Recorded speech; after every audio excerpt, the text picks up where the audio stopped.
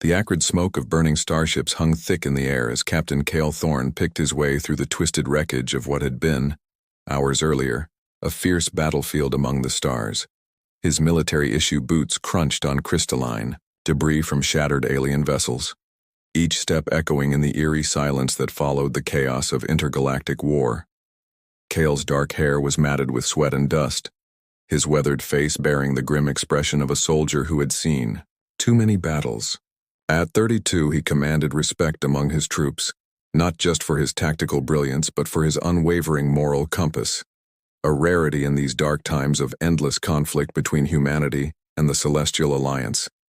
A faint sound caught his attention, a barely audible whimper of pain carried on the artificial atmosphere of the space station they'd been fighting to control. Cale paused, his hand instinctively moving to the plasma rifle at his side. Enemy survivors were supposed to be captured, not killed, but in the heat of battle, such distinctions often blurred. Following the sound through a maze of collapsed bulkheads and sparking electrical conduits, Cale discovered its source. Pinned beneath a massive piece of twisted metal and her own damaged armor lay a celestial warrior. Her distinctive battlesuit, once a pristine silver that reflected starlight, now sparked dangerously with electrical discharges. The weight of the debris and her malfunctioning armor was clearly crushing her chest. Each breath came in short, desperate gasps. What struck Cale first wasn't her predicament, but her appearance. Even in her distressed state, she was unlike any enemy combatant he'd encountered. Where he'd expected to find the hardened, emotionless face of a celestial soldier, he instead saw delicate features etched with pain, but retaining an otherworldly dignity. "Please," she whispered, her voice melodic despite her agony. The universal translator in Cale's helmet rendered her words clearly. "Help me." Cale hesitated. Every protocol demanded he either capture her or leave her for the recovery teams. The Celestials had been humanity's enemies for over a decade, responsible for the destruction of 3 human colonies and countless military casualties. This warrior might have killed his friends, his fellow soldiers, but as he looked into her eyes, large luminous orbs that seemed to hold the depth of starlight itself, he saw something that transcended their conflict. He saw vulnerability, fear, and a desperate hope that perhaps despite everything, mercy still existed in this war-torn galaxy. "Don't move," Kyle said, setting down his weapon and approaching carefully. "I'm going to help you." The process of freeing her was delicate and dangerous. The debris had to be lifted precisely to avoid causing further injury, while her armor's power systems continued to malfunction, sending random electrical surges through the metal. Kyle worked methodically, using his engineering training to safely disconnect the armor's power cores before beginning the painstaking process of removing each piece. As the final section of chest armor came away, Cale found himself staring in wonder. Beneath the cold, imposing battlesuit was a being of extraordinary beauty. Her skin possessed a subtle luminescence, pale blue like moonlight on water, that seemed to pulse gently with her heartbeat. Her hair, freed from the confines of her helmet, cascaded in waves of deep crimson that caught what little light filtered through the wreckage. She was ethereal, almost fragile-looking, yet Cale could see the lean muscle beneath her skin that spoke of a warrior's strength. The contrast between her delicate appearance and her warrior status fascinated him in a way he couldn't quite understand. "Thank you," she breathed, her voice stronger now that she could breathe freely. Their eyes met, and in that moment, something shifted between them, a recognition that went beyond species, beyond the war that divided their peoples. Kyle had saved an enemy, but as he looked at her, truly looked at her, he began to wonder if perhaps he had found something far more precious than he could have ever imagined. The abandoned maintenance bay where Kyle had carried Vera offered little comfort, but it provided shelter and, more importantly, concealment from the search parties he could hear moving through the station's corridors. Emergency lighting cast long shadows across the cramped space filled with forgotten repair equipment and storage containers. Vera lay on a makeshift bed of salvaged padding, her breathing more stable now but still shallow. Without her armor, she seemed impossibly delicate, Yet Kale could see the evidence of her warrior training in the way she remained alert despite her injuries. Her luminescent skin had dimmed slightly, which concerned him. He suspected it was connected to her physical condition. "You're light," Kale said softly, gesturing to her skin as he opened his field medical kit. Are you worse than I thought?" Vera's large eyes focused on him with surprise. Most humans, she'd been told, couldn't detect the subtle changes in celestial bioluminescence. "You can see it?" she asked, her melodic voice still weak. "The dimming?" "Yes." "What does it mean?" "Pain," she replied simply.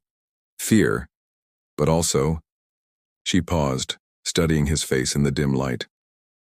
"Confusion. I don't understand why you helped me." Kyle began cleaning a gash on her arm with careful, gentle movements. "Because you needed help. That's reason enough." As he worked, their communication evolved beyond words. When language failed them, they used gestures, expressions, even drawings in the dust on the floor.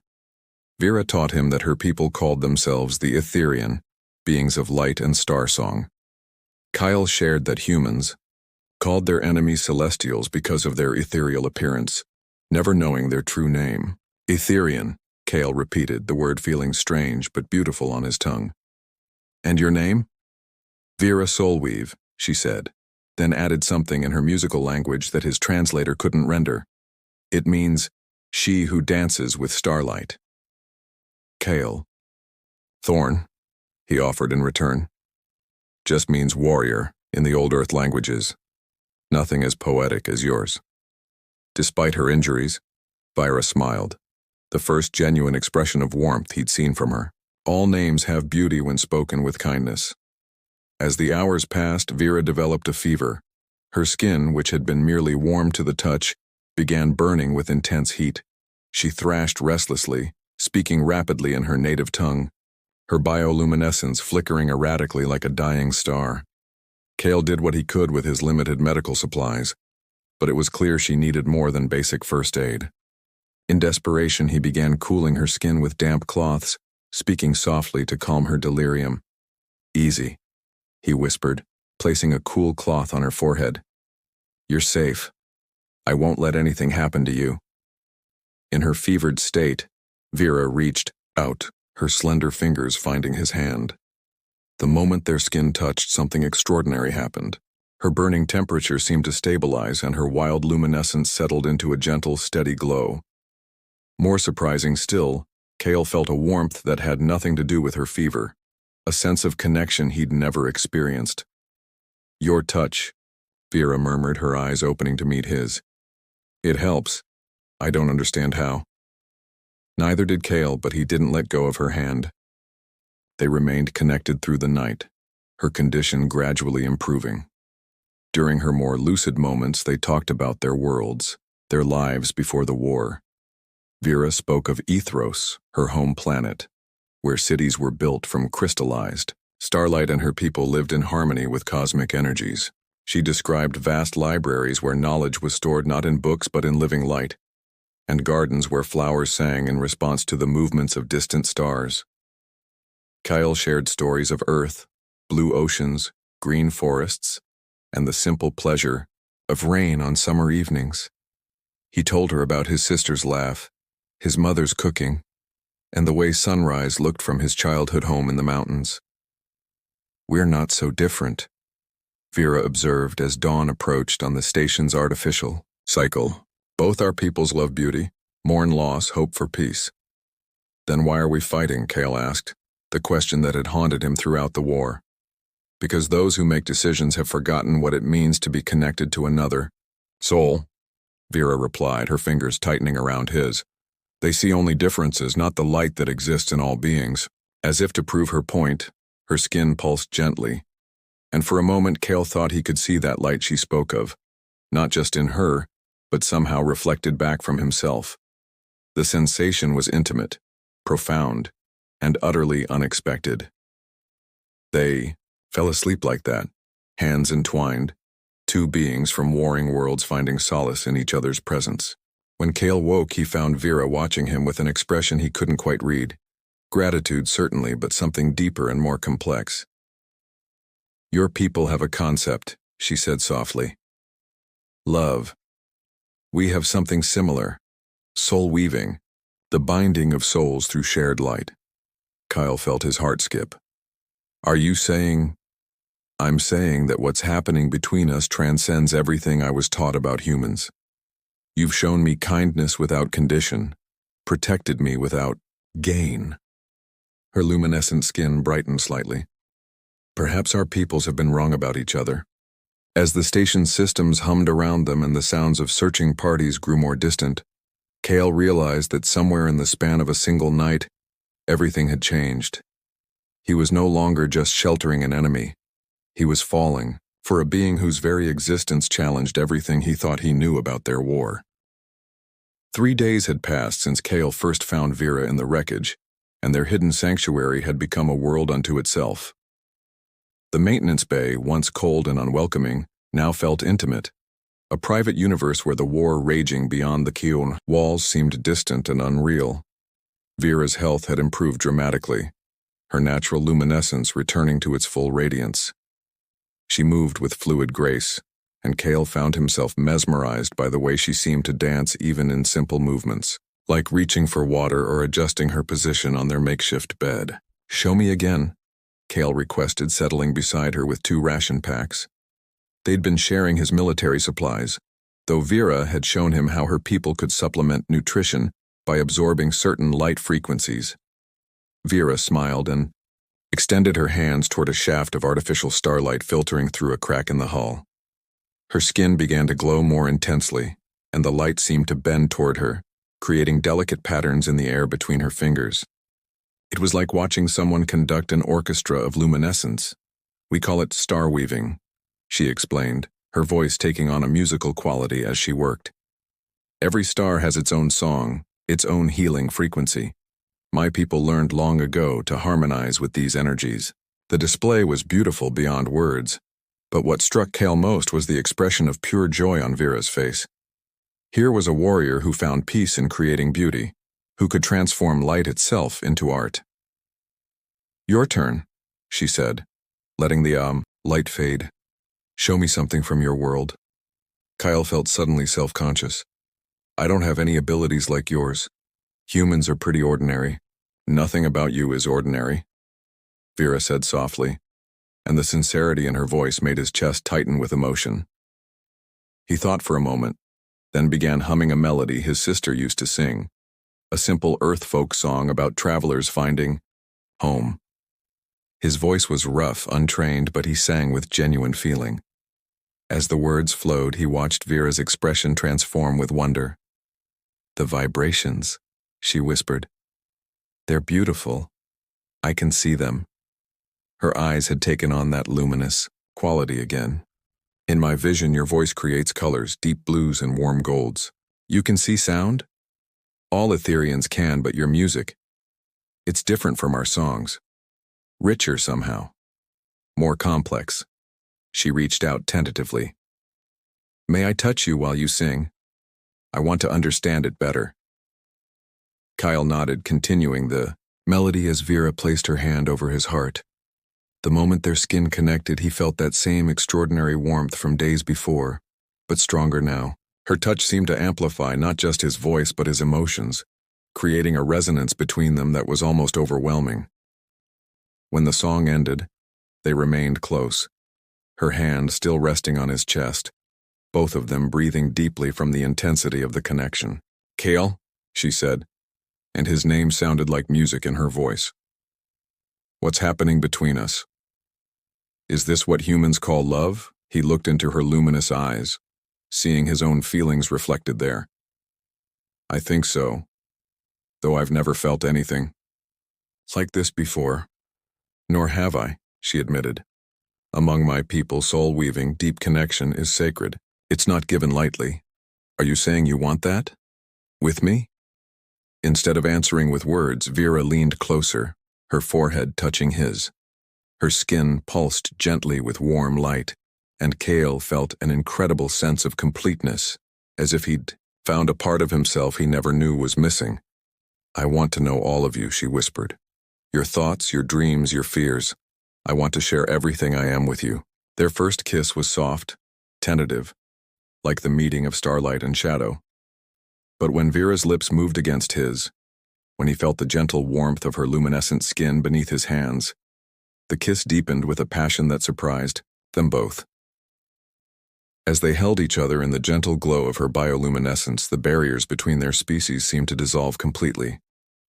Kale traced the patterns of light that flowed beneath her skin, marveling at how they responded to his touch, growing brighter where his fingers lingered. "You're beautiful," he murmured against her neck, feeling her pulse quicken at the words.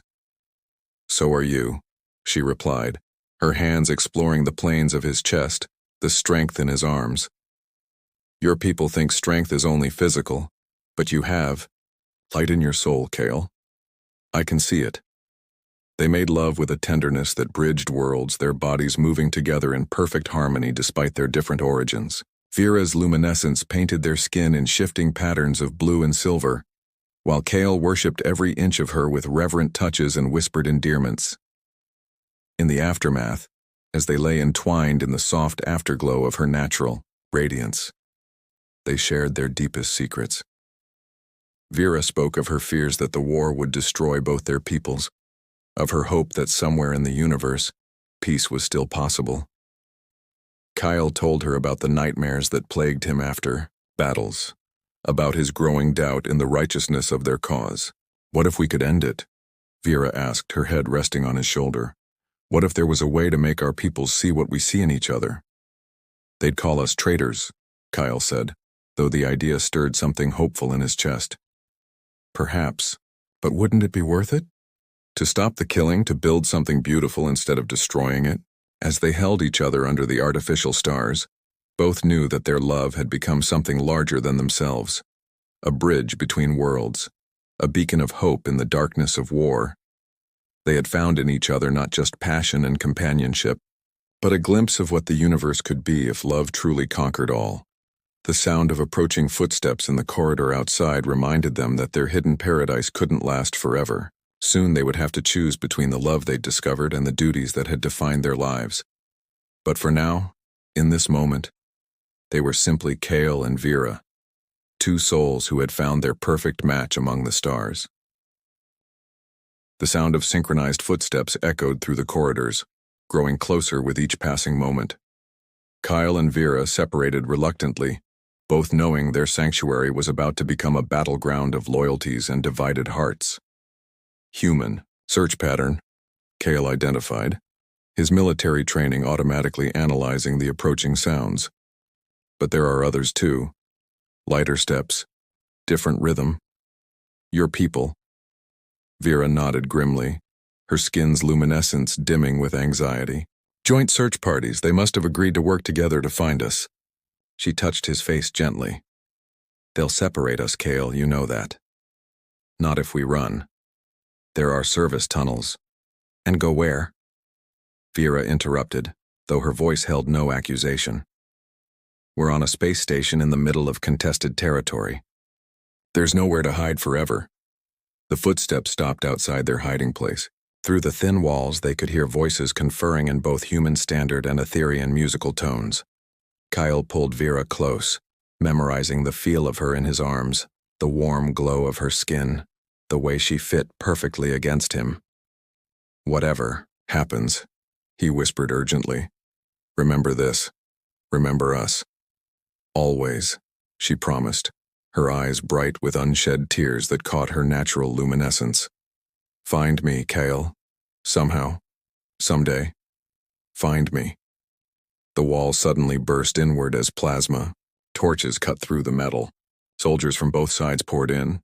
Humans in dark tactical gear, Etherians in flowing armor that seemed to be made of crystallized light. Weapons were raised, but the scene that greeted them clearly wasn't what they'd expected. Captain Thorne, Lieutenant Commander Hayes stepped forward, his expression a mix of relief and confusion. "Sir, we've been searching for you for days. Intel said you were captured or killed in the battle."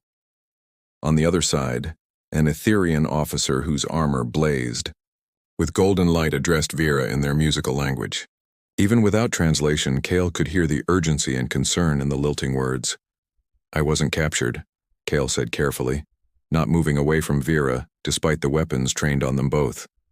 I was providing medical assistance to a wounded combatant. Medical assistance? Hayes's eyes took in their close proximity, the intimate way they stood together. Sir, with respect, this is a celestial warrior. Protocol demands— I know what protocol demands, Kale cut him off. And I know what humanity demands. Sometimes they're not the same thing. The Etherian officer, whom Vera addressed as Commander Solaris, spoke again, her voice rising in what sounded like alarm. Vera responded in their language, her words flowing like music even as her body tensed with emotion. She wants to know if you've been compromised, Vera translated, her voice steady despite the tremor Kale could feel running through her. If you've influenced me somehow. And what did you tell her? Vera's skin pulsed with a brief, bright flare of light. I told her the truth. That you've shown me more about honor and compassion in 3 days than I learned in years of military service. The admission sent ripples of shock through both groups of soldiers. Weapons shifted, and Kale could see fingers moving closer to triggers. That's enough, Hayes declared. Captain, step away from the enemy combatant. We have orders to bring you back for debriefing. And we have similar orders regarding Vera Solweave, Commander Solaris added in accented standard. She will return with us to face questioning about her extended absence. Kale and Vera looked at each other, both understanding that this was the moment of choice Vera had spoken of. They could go quietly, submit to their respective commands and hope that somehow their worlds might understand. Or they could fight. Not with weapons, but with the truth of what they discovered together. What if I refuse to go? Kyle asked, his voice carrying clearly in the small space. Then you'll be court-martialed for treason, Hayes replied without hesitation. Sir, please don't make this harder than it has to be. And if I resist return? Vera asked her commander. You know the penalty for abandoning duty in wartime, Solaris replied, her golden armor flickering with what Kale somehow knew was sorrow. Do not choose disgrace, young Solweave. For a heartbeat, Kale considered it, fighting their way out, running to some distant corner of the galaxy where their love might survive. But as he looked at the faces surrounding them, soldiers on both sides who were just following orders, trying to end a war that had already cost too much, he realized the futility. I'll come, he said quietly, then turned to Vera. But this isn't over. What we've found here, what we've learned about each other's peoples, that's worth fighting for. Vera nodded, her luminescence brightening with resolve.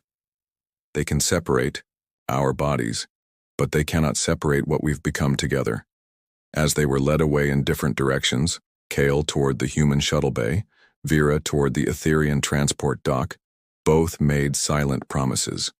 They would endure whatever interrogations awaited them, protect each other's secrets, and somehow find a way back to each other.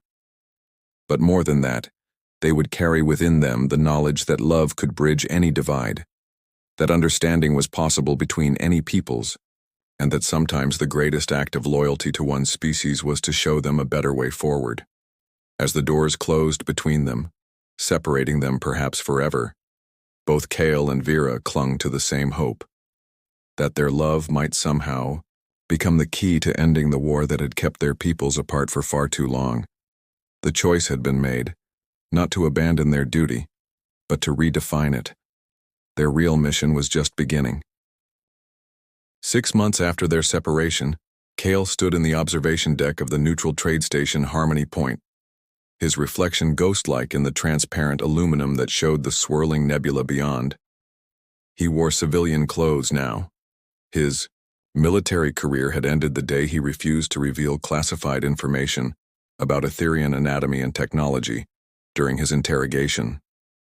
The court-martial had been swift but not entirely unsympathetic.